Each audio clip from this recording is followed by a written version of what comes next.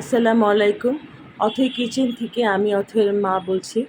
আজকে আমি আপনাদেরকে দেখাবো যে আমি কি পরিমাণ আচার সংরক্ষণ করেছি এবং এরকমই যতটুকু সংরক্ষণ করেছি আমি আসলে টাটকা আচার বানাই।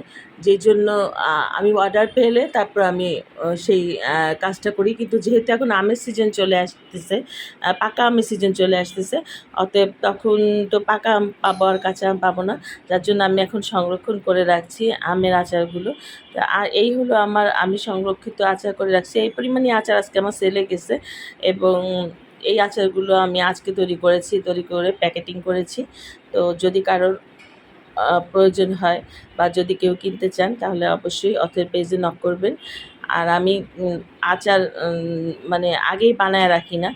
আমি আচারের উপকরণগুলো এনে রাখি। যেমন আজকে আবার আমাকে আড়তে যেতে হবে। আমার বাসায় ভাবি আড়তে যাবে। সেখান থেকে আমার মানে যে আমাকে হেল্প করে সে আড়তে যেয়ে ওখানে জিনিস একটু কম ইয়েতে পাওয়া যায়। তো ওখান থেকে নিয়ে এসে আবার আমি আমার আচার করব। আর কালকে ইনশাল্লাহ এই আচারগুলো আবার পার্সেলে চলে যাবে। তো আপনারা ভালো লাগে যদি লাইক, কমেন্ট, শেয়ার করবেন এবং আপনাদের যদি প্রয়োজন হয় তাহলে অবশ্যই আমার এই পেজে নক করবেন।